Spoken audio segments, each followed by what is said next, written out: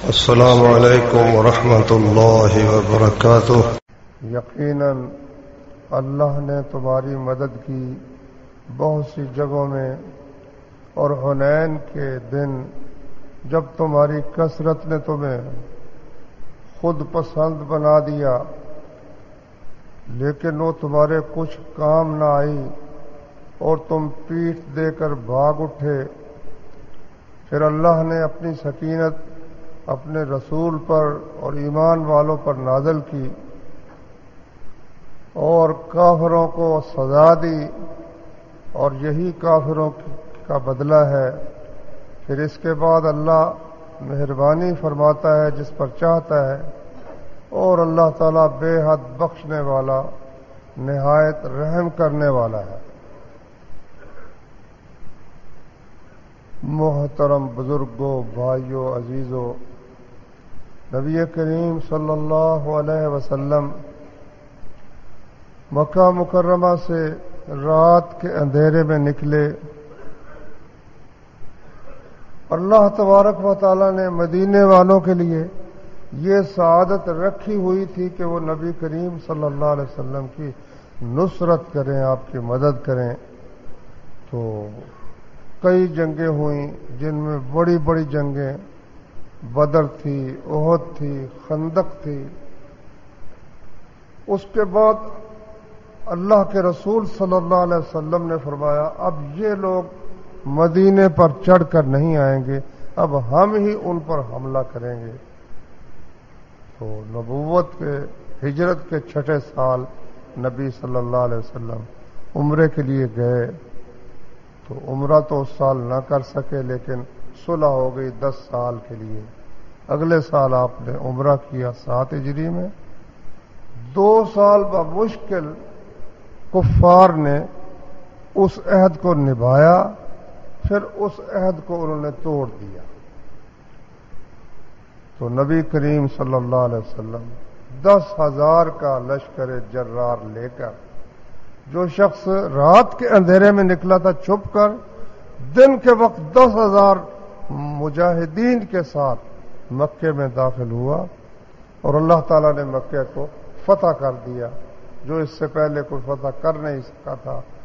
تو پھر جوق در جوق عرب کے لوگ جو تھے وہ مسلمان ہونے شروع ہو گئے، کہ آخری وہ سمجھتے تھے کہ مکے والے لوگ جو ہے نا یہ دین کا اصل ہے، اگر مکے پر کسی کا قبضہ ہو گیا تو وہ بالکل سچا ہے۔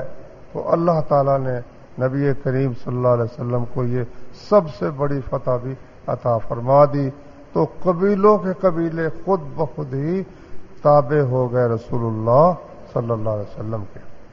لیکن کچھ قبیلے جو اپنے خیال میں بڑی قوت رکھتے تھے، سرکش تھے، تکبر والے تھے، انہوں نے سمجھا کہ اب ہماری خیر نہیں، تو کیوں نہ ہم آگے بڑھ کر حملہ کریں۔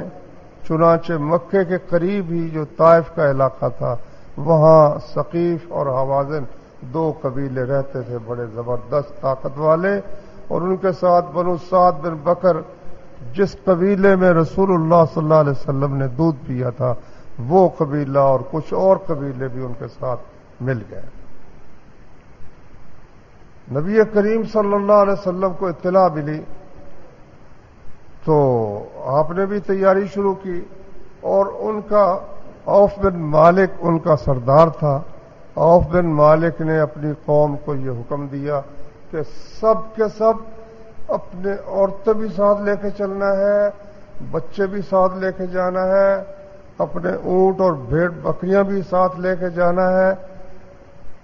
درید بن سمہ ایک ان میں بوڑھا آدمی تھا اور پرانا بہادر سردار تھا، لیکن اب بیچارہ بس صرف مشورہ دے سکتا تھا، طاقت اب اس میں نہیں تھی، بوڑھا تھا۔ اس نے دیکھا کہ آوازیں آ رہی ہیں، عورتوں کی بھی، بچوں کی بھی، بچوں کے رونے کی آوازیں ہیں، اونٹوں کی آوازیں ہیں، بھیڑ بکریوں کی آوازیں ہیں۔ کہنے لگا یہ کیا ہے؟ انہوں نے کہا جی مالک بن عوف جو سلمان تھے، کہنے لگے یا رسول اللہ، اس کو ذات انوات کہتے تھے، یعنی جس پہ کوئی چیزیں لٹکائی جاتی ہیں۔ کہنے لگے جی ہمیں بھی کوئی ذات انوات مقرر کر دیجئے، ہم بھی وہاں اس طرح آیا جایا کریں، کوئی میلہ لگایا کریں۔ نبی کریم صلی اللہ علیہ وسلم نے فرمایا سبحان اللہ، یہ تو وہی بات ہوئی کہ جو اللہ نے قرآن کریم میں ذکر فرمایا ہے کہ موسیٰ علیہ الصلوۃ والسلام بنی اسرائیل کو جب لے کر نکلے، سمندر پار کیا انہوں نے، اللہ تعالیٰ نے اتنا فضل فرمایا کہ سمندر نے ان کو راستہ دے دیا، تو اب راستے میں اتوا علی قوم یعکفون علی اصنام لہم، ایک قوم پر ان کا گزر ہوا، لوگوں پر، وہ اپنے بتوں پر مجاور بن کر بیٹھے ہوئے تھے۔ تو وہ جو بنی اسرائیل میں سے کچھ لوگ کہنے لگے یا موسیٰ اجعل لنا الہا کما لہم آلہہ، اے موسیٰ ہمیں بھی کوئی الہ بنا دیجئے، جس طرح ان کے یہ بت ہیں نا، ہمیں بھی کچھ بنا دیجئے۔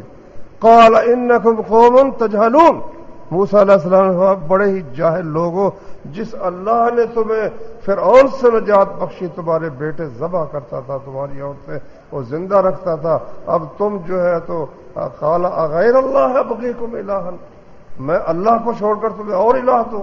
تو نبی صلی اللہ علیہ وسلم نے فرمایا تمہاری یہ بات بالکل موسیٰ علیہ السلام کی قوم سے ملتی جلتی ہے اور جاہلانہ بات ہے۔ نبی صلی اللہ علیہ وسلم نے ان کو سمجھا دیا اور بتایا کہ یہ فعل جو ہے بالکل ان بنی اسرائیل کے فعل کے ساتھ ملتا جلتا ہے۔ تو اس فعل کے باوجود نبی صلی اللہ علیہ وسلم نے ان کو یہ نہیں کہا تو مرتد ہو گئے، یہ ہو گئے، نہیں، ان کو سمجھا دیا ہے کہ تمہاری یہ بات غلط ہے۔ مسلمان اگر کوئی ایسا گندا عقیدہ پیش کرتا ہے اسے سمجھانا چاہیے، بجائے اس کے کہ اس پر فتوے لگائے جائیں، بلکہ اس کو سمجھانا، یہ ہے ہمارے نبی کریم صلی اللہ علیہ وسلم کا طریقہ۔ تو 4 دن تقریباً راستے میں لگ گئے نبی صلی اللہ علیہ وسلم کو، 10 شوال کو وہاں پہنچے۔ تو اوتاس ایک جگہ تھی، وہاں وہ پہلے ہی پہنچا ہوا تھا، مالک بن عوف، پہنچ کر اس نے نا اپنے تیر اندازوں کو اس نے چھپا کر، جو چھپنے کی جگہ تھی نا راستے میں، سب جگہوں پر اس نے چھپا کر ان کو رکھا ہوا تھا، مقرر کیا ہوا تھا، اور ان کو حکم یہ دیا تھا کہ جو ہی یہ لوگ آئیں تم نے زبردست تیر اندازی کر کے پہلے ان کو اس طرح سے مصروف کرنا ہے، اس کے بعد یک لخت سب نے مل کر حملہ کر دینا ہے، بس یہ ان کو آرڈر تھا۔ نبی کریم صلی اللہ علیہ وسلم صبح ابھی کچھ اندھیرا تھا، اس وقت آپ چلے وہاں، جب ان کے علاقے میں پہنچے نا تو یک لخت تیروں کی ایسی زبردست بچھاڑ ہوئی، اور اس کے بعد انہوں نے اکٹھے ہو کر ایسا حملہ کیا کہ سب کے قدم ہی اکھڑ گئے، سب بھاگ اٹھے۔ ثم ولیتم مدبرین، تمہاری کثرت نے تمہیں خود پسند بنا دیا تھا، تم کہتے تھے ہم 12,000 ہو گئے ہیں، جب 313 تھے اس وقت ہمیں نہیں کوئی شکست دے سکا، تو اب تو 12,000 ہے۔ فرمایا ثم ولیتم مدبرین، پھر تم پیٹھ دے کر بھاگ اٹھے۔ تو اسی طرح اللہ نے جو فرمایا بالکل حق فرمایا، وہ سب کے سب بھاگ اٹھے نبی صلی اللہ علیہ وسلم کے ساتھ۔ بعض کہتے 15 رہ گئے، بعض کہتے 20 رہ گئے، لیکن مسند احمد میں اور مستدرک حاکم میں روایت ہے کہ نبی صلی اللہ علیہ وسلم کے ساتھ کوئی 80 کے قریب بندے رہ گئے، باقی سارا لشکری بھاگ اٹھا، بھاگ گئے۔ نبی صلی اللہ علیہ وسلم کی بہادری اس دن پھر اللہ نے بہت ظاہر فرمائی۔ وہ لشکر کے دائیں طرف ہو کر ایک جگہ کھڑے ہو گئے اور کہنے لگے او لوگو، انا رسول اللہ، میں اللہ کا رسول ہوں، اور میں انا نبی لا کذب، میں نبی ہوں، جھوٹ نہیں ہے، انا ابن عبد المطلب، میں عبد المطلب کا بیٹا ہوں۔ اور جو نئے نئے مسلمان تھے وہ فضول باتیں بھی انہوں نے کی۔ ابو سفیان بن حرب جو تھا نا، اور کافروں کا جو پہلے سردار تھا، مسلمان ہو گیا تھا، کہنے لگا اب سمندر تک یہ بھاگیں گے، واپس نہیں آ سکتے، ایسی شکست ہوئی ہے ان کو کہ اب یہ واپس نہیں آ سکتے۔ لیکن رسول اللہ صلی اللہ علیہ وسلم کی جو آپ خچر پر سوار تھے اور اس کی لگام پکڑی ہوئی تھی ابو سفیان بن حارث، رسول اللہ صلی اللہ علیہ وسلم کے سگے چچا تھے حارث، ان کا بیٹا تھا ابو سفیان۔ تو وہ مدت تک نبی کریم صلی اللہ علیہ وسلم کی شدید مخالفت کرتا رہا، شعر بھی کہتا رہا، لیکن پھر اللہ نے اس کو اسلام کی توفیق عطا فرمائی۔ پھر جب سے مسلمان ہوا نا، اس نے پھر حیا کی وجہ سے نظر اٹھا کر رسول اللہ صلی اللہ علیہ وسلم کے چہرے کی طرف نہیں دیکھا، اور لیکن اس مشکل وقت میں اس نے رسول اللہ صلی اللہ علیہ وسلم کی خچر کی لگام پکڑی ہوئی تھی، اور آپ کے چچا جناب عباس رضی اللہ تعالیٰ عنہ نے رکاب پکڑی ہوئی تھی۔ تو حضرت عباس کا قد بھی بہت بڑا تھا، وہ گھوڑے پر بیٹھتے تو ٹانگیں نیچے لگتی تھیں جناب عباس رضی اللہ عنہ کی، آواز بھی بڑی بلند تھی۔ نبی کریم صلی اللہ علیہ وسلم نے فرمایا کہ عباس آواز دو، وہ جو کیکر والے کدھر گئے، جو کیکر کے نیچے جنہوں نے بیعت کی تھی وہ کدھر ہے؟ پھر حضرت عباس نے آواز دی، یا اصحاب الشجرہ۔ حدیث میں ہے جس طرح گائے اپنے بچے کی طرف پلٹتی ہے نا تیزی سے، وہ سب کے سب جہاں جہاں آواز پہنچی نا، سب کے سب اس طرح رسول اللہ صلی اللہ علیہ وسلم کی طرف پلٹ کر آ گئے۔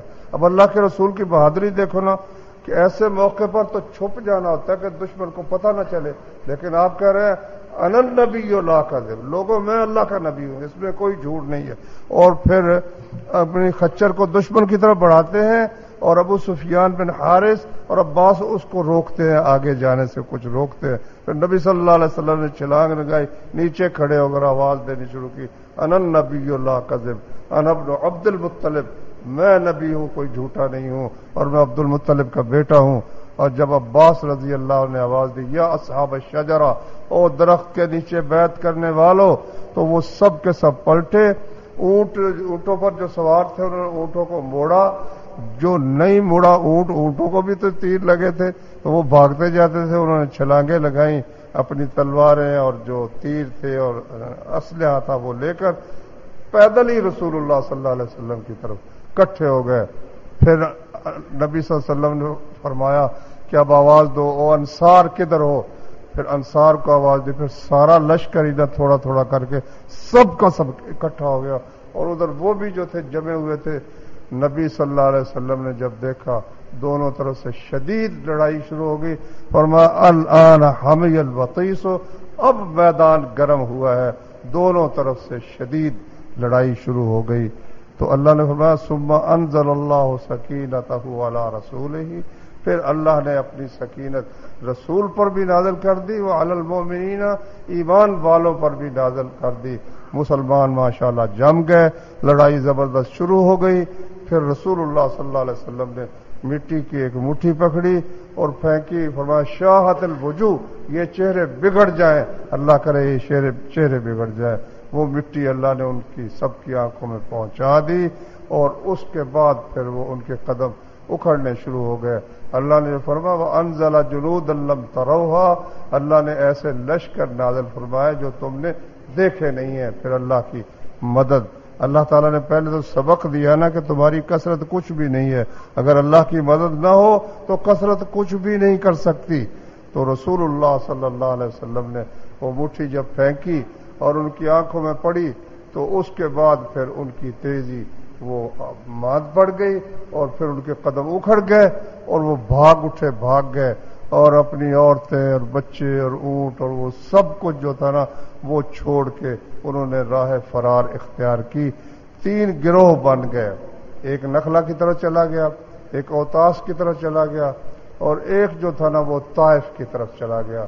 رسول اللہ صلی اللہ علیہ وسلم نے مال غنیمت اکٹھا کیا، بہت مال تھا، 6000 تو قیدی تھے، پورے قبیلوں کے قبیلے جو آ گئے، 6000 کے قریب عورتیں اور بچے قیدی ہوئے، اور 24000 اونٹ مال غنیمت میں آئے، اور 40000 سے زیادہ بکریاں مال غنیمت میں آئیں، اور 4000 اوقیہ چاندی کا یہ بھی مال غنیمت میں آیا۔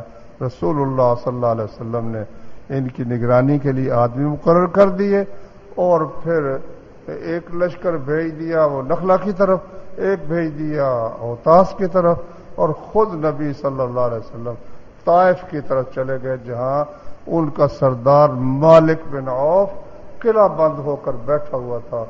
تو جو دوسرے دونوں لشکر تھے ان کے مقابلے میں لوگ آئے اور جلدی صاف ہو گئے، لیکن یہ صاحب قلعے میں تھے اور قلعے کا زبردست انہوں نے انتظام کیا ہوا تھا۔ مسلمان جب قریب جا کر ٹھہرے، انہوں نے تیروں کی بچھاڑ کی نہ، تو پھر مسلمان ہٹ کر پیچھے انہوں نے پڑاؤ ڈالا۔ اب رسول اللہ صلی اللہ علیہ وسلم نے اس زمانے کا جو جدید ترین ہتھیار تھا نا، منجنیق ایک مشین ہوتی تھی، 200-300 آدمی بیک وقت اس کو کھینچتے تھے نا، تو وہ پتھر جا کر لگتا تھا دیوار کو اور دیوار کو توڑتا تھا. ان پر نبی صلی اللہ علیہ وسلم نے منجنیق جو تھی وہ لگا دی. اور اس کے بعد دبابہ ایک ہوتا تھا، اب تو عربی میں دبابہ ٹینک کو کہتے ہیں. اس وقت دبابہ یہ تھا کہ لکڑی کا ایک بنا کر نہ خول، اس میں آدمی ہوتے تھے تاکہ تیر نہ ان کو کچھ کہیں، اور اس کو آگے بڑھاتے جاتے اور قریب جا کر پھر کارروائی کرتے دیوار کے قریب جا کر تاکہ تیروں سے بچ سکے. تو منجنیق کے ساتھ ایک جگہ کچھ شگاف بھی ہو گیا. کافی دن وہاں اللہ کے نبی کو ٹھہرنا پڑا، تقریباً کہتے ہیں 40 دن تک محاصرہ جاری رہا. تو جب وہ دبابے کے ذریعے گئے تو انہوں نے اوپر سے وہ گرم کر کے نا لوہے کی سلاخیں وہ ان پر پھینکی، تو ان کو پیچھے ہٹنا پڑا. رسول اللہ صلی اللہ علیہ وسلم نے مشورہ کیا ساتھیوں سے. ایک ساتھی نے کہا یا رسول اللہ، ان کی مثال تو ایسے ہے جیسے ایک لومڑی ہو اور اپنے بل میں گھسی ہوئی ہو. اگر آپ وہاں کھڑے رہیں گے تو آخر پکڑ لیں گے، اور اگر وہاں سے چلے جائیں تو لومڑی نے کیا کر لینا، آپ کا کوئی نقصان نہیں ہے. آپ نے حضرت عمر رضی اللہ عنہ سے کہا بھائی اعلان کر دو کل واپس چلیں گے. اعلان کیا نا تو کئی کہنے لگے کہ لو جی فتح تو ابھی ہم نے قلعہ کیا نہیں، تو ایسے ہی چلے. نبی کریم صلی اللہ علیہ وسلم نے ٹھیک ہے بھائی، کل صبح پھر حملہ کریں گے. صبح حملہ کیا نا تو بہت زخمی ہوئے مسلمان، انہوں نے تیروں کے ساتھ برا حال کر دیا. پھر آپ نے اعلان کیا بھائی صبح چلنا ہے، پھر سارے خوش ہو کر چل پڑے، واپس آ گئے. جعرانہ مقام پر مال غنیمت موجود تھا. تو 40 دن یہ گزر گئے تھے، وہاں 12-13 دن نا نبی صلی اللہ علیہ وسلم انتظار کرتے رہے. لوگوں نے کہا کہ آپ ثقیف کے لیے بد دعا کریں، فرمایا نہیں یا اللہ تو ثقیف کو ہدایت دے دے، مسلمان کر دے. نبی صلی اللہ علیہ وسلم ان کے حق میں دعا کی. جب وہ نہ آئے، 12-13 دن تک نہ آئے، تو نبی صلی اللہ علیہ وسلم نے ان کے قیدی بھی تقسیم کر دیے اور ان کا مال غنیمت بھی تقسیم کیا. جب تقسیم کیا نا تو جو نئے مسلمان سردار ہوئے تھے نا ان کو کھلے دل کے ساتھ دیا. ابو سفیان بن حرب جو تھا نا کافروں کا سردار جو تھا، مسلمان ہو گیا تھا، اس کو 100 اونٹ دے دیے نبی صلی اللہ علیہ وسلم، اکٹھے ہی 100. کہتا جی میرا بیٹا یزید ہے اور 100 اس کو دے دو. ایک دوسرا بیٹا معاویہ، فرمایا 100 اس کو دے دو. اسی طرح سے اور بھی صفوان بن امیہ کو، حکیم بن حزام کو 100 اونٹ دیا، اس نے پھر مانگا 100 اور دے دیا. صفوان بن امیہ کو 300 اونٹ دیے، کسی کو 50 دیے، کسی کو 40 دیے. تو اب انصار کو اس سے بڑی تکلیف ہے. کہنے لگے کہ لڑائی کے وقت ہم ہوتے ہیں، خون بہانے کے وقت، اور اب مال کا وقت ہے تو اپنے قبیلے کو دے دیا ہے. نبی کریم صلی اللہ علیہ وسلم کو یہ بات پہنچ گئی. آپ نے بلایا ان کو، فرمایا بھی صرف انصار کسی جگہ جمع ہوں، ہم اکٹھے ہو گئے ہیں، اور تو کوئی نہیں جی. ایک ہمارا بھانجا ہے وہ دوسرے قبیلے کا، فرمایا بھانجا بھی اپنے قبیلے میں ہوتا ہے، کوئی بات نہیں. یہ کیا بات ہے جو مجھے پہنچی ہے؟ کہنے لگے جی ہمارے جو بڑے ہیں انہوں نے تو کچھ نہیں کہا، یہ نوجوانوں نے یہ باتیں کی ہیں. وہ غلط حدیث میں آتا، جھوٹ وہ نہیں بولتے تھے، سچی بات انہوں نے کر دی. فرمایا کیا تم گمراہ نہیں تھے؟ اللہ نے میری وجہ سے تمہیں ہدایت دی، اور تم فقیر تھے، اللہ نے میری وجہ سے تمہیں غنی کر دیا، اور تم آپس میں دشمن تھے، اللہ نے میری وجہ سے تمہارے درمیان محبت ڈال دی. کہنے لگے اللہ کا اور اس کے رسول کا ہم پر بڑا احسان ہے. فرمایا جواب دو نا. کہا جی کیا جواب دیں، ہمارے پاس جواب ہے ہی نہیں، آپ کا احسان ہی بڑھے. فرمایا یہ کہو کہ تجھے کوئی پوچھتا نہیں تھا، سب جھٹلاتے تھے، ہم نے آپ پر ایمان لائے، ہم تجھ پر ایمان لائے، اور تیرے قوم نے تجھے نکال دیا تھا، ہم نے جگہ دی، اور اب اکیلے تھے، ہم نے آپ کی نصرت کی، مدد کی، گھروں میں جگہ دی. کہنے لگے نہیں جی اللہ کا اور اس کے رسول کا ہم پر احسان زیادہ ہے۔ فرمایا یہ کیا بات ہے مجھے پہنچی ہے؟ دنیا کا مال میں نے ان کو اس لیے دیا ہے کہ وہ مسلمان ہو جائیں، ان کی قوم کے لوگ مسلمان ہو جائیں۔ کئی لوگ سوچتے ہیں نا دماغ سے، کئی پیٹ سے سوچتے ہیں۔ اسلام نے ان کا بھی بندوبست کیا جو پیٹ سے سوچنے والوں کا، ان کو کھلا دیا رسول اللہ صلی اللہ علیہ وسلم نے، تاکہ جس طرح کو برسیم تھوڑی سی دکھا کر، جو بکری یا اونٹ قابو نہ آ رہا اس کو برسیم دکھا کر قابو کر کے اس کے باڑے میں لے آتے ہیں، جہاں پھر کوئی بھیڑیا ان کو نقصان نہیں پہنچا سکتا، تو وہ دھوکہ نہیں ہوتا، وہ دراصل اس کو بچانے کے لیے، محفوظ کرنے کے لیے اس کو برسیم دکھائی جاتی ہے۔ یہ رسول اللہ صلی اللہ علیہ وسلم نے مثال بیان کی، میں نے ایک وضاحت کے لیے مثال بیان کی ہے۔ تو رسول اللہ صلی اللہ علیہ وسلم اس طرح نو مسلموں کے سرداروں کو بہت دیتے تھے، بہت کھلے دل سے دیتے تھے۔ ایک نے جا کر اپنی قوم سے کہا لوگوں مسلمان ہو جاؤ، محمد تو فقر سے ڈرتا ہی نہیں ہے، اس کو کوئی خوف ہی نہیں کہ میرے پاس کچھ نہیں رہ جائے گا، وہ اس طرح سے خرچ کرتے ہیں محمد صلی اللہ علیہ وآلہ وسلم۔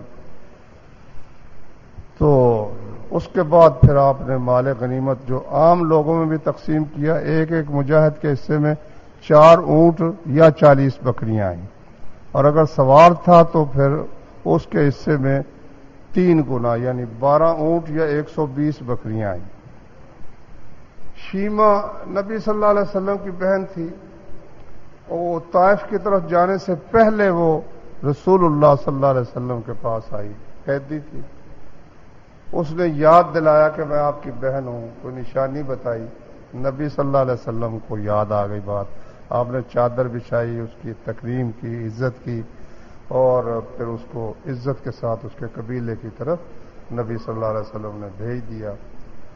اچھا، تو اس کے بعد اب وہ جو قبیلے والے تھے نا لیٹ آئے، کوئی 12 آدمی ان میں سے آئے، مسلمان ہو گئے، اور ان میں ایک نبی صلی اللہ علیہ وسلم کا دودھ کا چچا بھی ان میں موجود تھا۔ انہوں نے آ کر بڑی دل کو نرم کرنے والی باتیں کہیں، کوئی شعروں میں بھی کہ آپ کے جو قیدی ہیں ان میں وہ عورتیں بھی ہیں جو تیری آپ کی خالہ ہے، کوئی کچھ رشتہ آپ کی بہنیں ہیں، اور جب آپ دودھ پیتے تھے اور آپ کے منہ میں وہ موتیوں جیسا دودھ اترتا تھا، کافی فرسٹ کلاس شعر ہے۔ تو نبی صلی اللہ علیہ وسلم نے فرمایا کہ میں بات کرتا ہوں سچی، میں نے مال غنیمت بہت دنوں تک روک کے رکھا، تقسیم نہیں کیا، اب میرے ساتھ لشکر ہے، دونوں چیزوں میں سے ایک چیز لے سکتے ہو، یا قیدی لے لو یا پھر مال غنیمت اپنا واپس لے لو۔ وہ کہنے لگے جی پھر قیدی ہم اپنے لیں گے، مال غنیمت کی کیا حیثیت ہے؟ اور بس صبح کی نماز کے بعد تم کھڑے ہو جانا اور کہنا کہ ہم اللہ کے رسول کو سفارش کے طور پر ایمان والوں کے سامنے پیش کرتے ہیں، اور ایمان والوں کو ہم رسول اللہ کے سامنے سفارش کے طور پر پیش کرتے ہیں کہ ہمارے قیدیوں کو رہا کر دیں۔ وہ صبح اٹھے، سردار ان کا اٹھا، اس نے یہ بات کی، نبی کریم صلی اللہ علیہ وسلم نے فرمایا کہ بھائی جو میرا حصہ ہے، اور بنو عبد المطلب میرے دادا کی اولاد کا جتنا حصہ ہے میں نے وہ چھوڑا، میں اس کو واپس کرتا ہوں۔ مہاجرین بھی کہنے لگے جو ہمارا حصہ ہم واپس کرتے ہیں، جو انصار تھے وہ کہنے لگے ہمارا جو حصہ ہم وہ واپس کرتے ہیں۔ کچھ قبیلوں کے 1-2 اکھڑ سردار تھے، وہ کہنے لگے جو میرا حصہ وہ میں تو نہیں واپس کرتا بھائی۔ ایک اور قبیلے کا سردار بولا کہ جو ہمارا حصہ ہم وہ واپس نہیں کرتے۔ قبیلے کے لوگ بول اٹھے نہیں جی نہیں ہم واپس کرتے ہیں۔ اس نے کہا تم نے میری بےزتی کروا دی ہے، میں نے تو کہا واپس نہیں کرنے، مگر رسول اللہ صلی اللہ علیہ وسلم نے فرمایا کہ بھائی جو خوشی سے اپنا حصہ چھوڑنا چاہتا ہے ٹھیک ہے، تو جو نہیں چھوڑنا چاہتا ہم اس سے وعدہ کرتے ہیں وہ واپس کر دے، آئندہ اللہ تعالیٰ جو مال غنیمت دے گا، قیدی دے گا، اس میں سے ہم اس کو دے دیں گے۔ تو وہ کہنے لگے ٹھیک ہے جی ہم سب نے آزاد کیے۔ فرمایا نہیں، اس طرح کیا پتا ہے کس نے خوشی سے دیا ہے کس نے نہیں دیا. تو واپس جاؤ، جو تمہارے سردار ہیں ہر قبیلے کے اور ہر خاندان کے، وہ تم سے پوچھیں گے، وہ پوچھ کر پھر مجھے اطلاع دے دیں. تو پھر ان سب نے پوچھ کر آ کر رسول اللہ صلی اللہ علیہ وسلم کو اطلاع دی کہ جی سب لوگ راضی ہو گئے ہیں. تو نبی کریم صلی اللہ علیہ وآلہ وسلم نے وہ ان کو واپس کر دیا، سارے قیدی واپس کر دیے، اور وہ اللہ کی توفیق سے وہ قبیلہ بھی ماشاءاللہ مسلمان ہو گیا. تو یہ اس کے بعد وہ جنگ موتا ہوئی ہے، نہیں جنگ تبوک، وہ میں پہلے بیان کر چکا ہوں. یعنی رسول اللہ صلی اللہ علیہ وسلم فارغ ہو کر سارے عرب سے پھر آپ کو اطلاع ملی کہ بھائی ہرقل جو رومیوں کا سردار ہے وہ فوجیں تیار کر رہا ہے. کوئی 1,00,000 فوج اس نے اپنی تیار کر رکھی ہے، اور 1,00,000 کے قریب ہی جو عربوں میں سے اس کے ساتھی ہیں وہ اس نے تیار کر لیے ہیں. تو نبی کریم صلی اللہ علیہ وسلم نے بجائے اس کے کہ وہ لوگ مکے میں آ کر یا مدینے میں آ کر رسول اللہ صلی اللہ علیہ وسلم پر حملہ کریں، آپ نے حکم دیا کہ سب لوگ نکلیں گے اور ہم ان کے علاقے میں جا کر ان کا دفاع کریں گے. تو نبی صلی اللہ علیہ وسلم 30,000 آدمی، سب کو حکم تھا کہ سب کے سب نکلے. تو مدینے اور اس کے ارد گرد سے مجاہدین اکٹھے ہوئے اور 30,000 مجاہدین لے کر نبی صلی اللہ علیہ وسلم تبوک کی طرف گئے، اور 1 مہینہ کے قریب وہاں 20-21 دن نبی صلی اللہ علیہ وسلم وہاں ٹھہرے رہے، ان کا انتظار کرتے رہے، لیکن وہ نہیں آئے، مقابلے میں نکل ہی نہیں سکے، ان کی جرأت نہیں ہوئی. تو ارد گرد کے جتنے قبیلے تھے نا، سب رسول اللہ صلی اللہ علیہ وسلم کی خدمت میں حاضر ہوئے، آپ سے معاہدے کیے. آپ نے ان کو تحریریں دی، بھائی فلاں علاقہ جو ہے میں فلاں قبیلے کو دیتا ہوں، فلاں علاقہ میں فلاں قبیلے کو دیتا ہوں.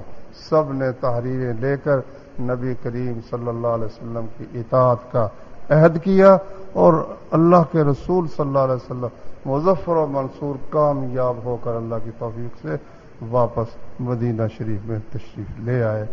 اب اس سے یہ بات سمجھ آتی ہے کہ جہاد فی سبیل اللہ کی کتنی برکت ہے.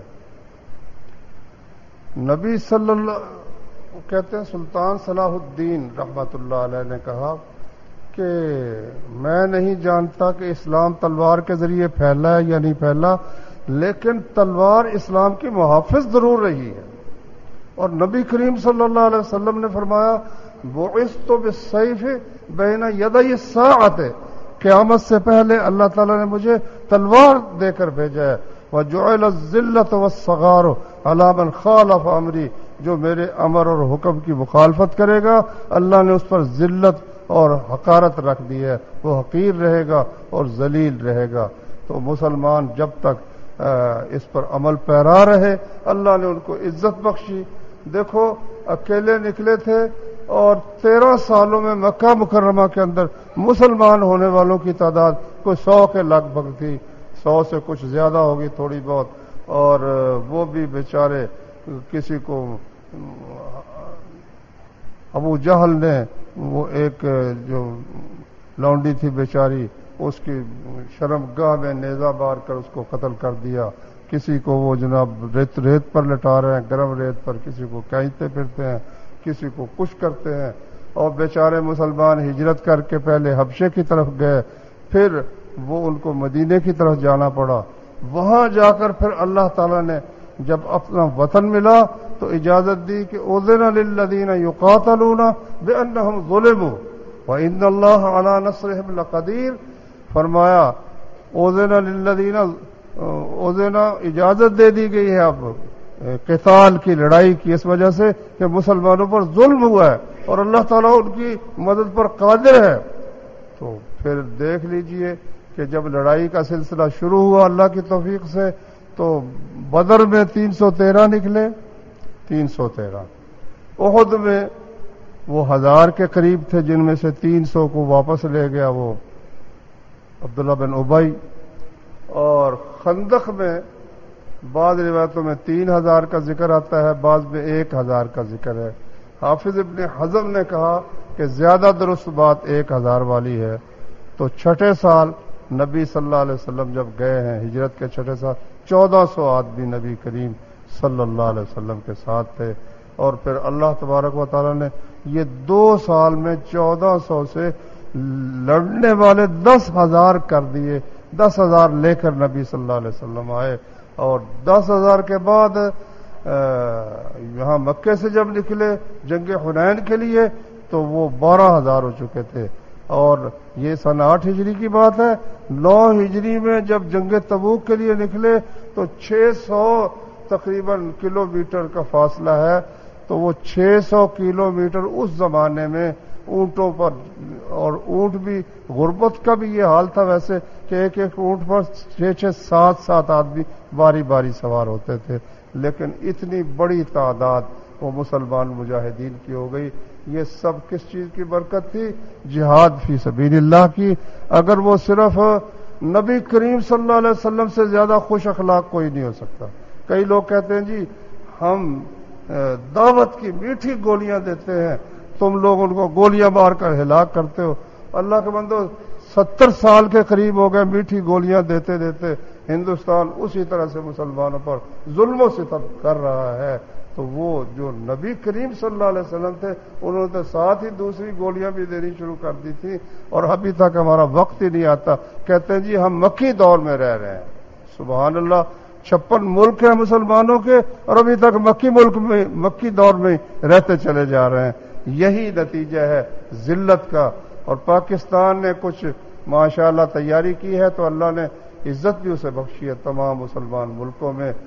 تو جہاد فی سبیل اللہ کے ساتھ ہی عزت مسلمانوں کو ملتی ہے، اور آپ نے فرمایا جب تم لوگ بیلوں کی دمیں پکڑ لو گے اور سودی کاروبار شروع کر دو گے اور کھیتی باڑی پر خوش ہو جاؤ گے اور جہاد کو ترک کر دو گے تو اللہ تم پر ذلت ایسی مسلط کرے گا کہ جب تک اپنے دین کی طرف واپس نہیں پلٹو گے، سود کا کاروبار ترک نہیں کرو گے اور جہاد فی سبیل اللہ کو دوبارہ اختیار نہیں کرو گے، اس وقت تک اللہ تعالیٰ وہ ذلت تم سے ختم نہیں کرے گا۔ اللہ تعالیٰ سمجھنے کی، عمل کرنے کی توفیق عطا فرمائے۔